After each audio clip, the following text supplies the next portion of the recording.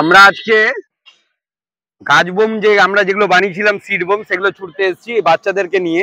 কারণ যে এরা ছোট থেকে যদি এখন থেকে এই গাছের প্রয়োজনীয়তাটা বোঝে তাহলে কিন্তু আগামী দিনে আমাদের এরাই কিন্তু এরকম গাছগুলো করবে। এবং আমি চাই যে আমি যেগুলো করি সেগুলো যাতে উত্তরসূরি তৈরি হয়, এবং যার জন্য আমার মেয়েকেও নিয়ে এসেছি। চলুন, এদিকটা আমরা ফেলেছি, এবার ওই দিকটা ফেলবো। আমি কিন্তু কলাইকুণ্ডার যে হাই রোড আছে NH6 সেই হাই রোডের সাইড ধরে ফেলতে এসেছি। এখানে অনেক গাছ এমনি লাগানো আছে, তারপরেও এখানে ফলের গাছগুলো লাগিয়ে যাচ্ছি যাতে মানুষ ফলের গাছ আছে তবুও মনে করবে যে অনেক দূরে দূরে করে ছোড়ো ছোড়ো। হ্যাঁ, আবার ওদিকটা চলো।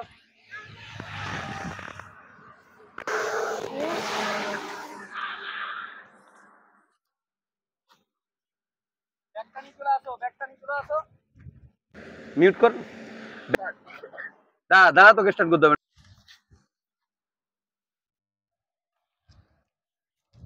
সবাই নাও, দূরে দূরে ছুটবে, দূরে দূরে যত দূরে দূরে। হ্যাঁ চলো এদিকে।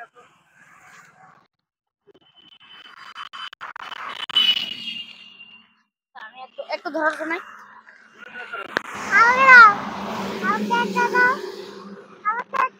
বন্ধ কর, না তো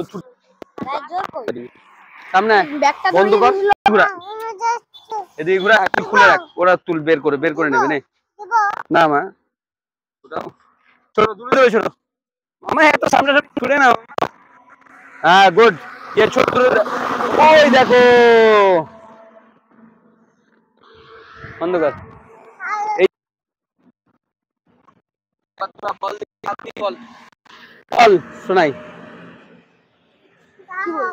বন্ধ করে ছাগল এরকম বলে বল। এখানে সব দাঁড়ায়, এদিকে। হ্যাঁ বল।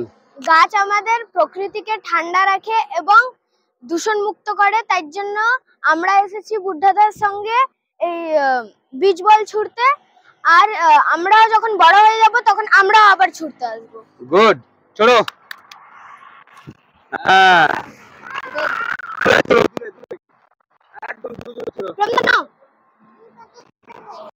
লাস্ট একটা বেশি বাস শেষ।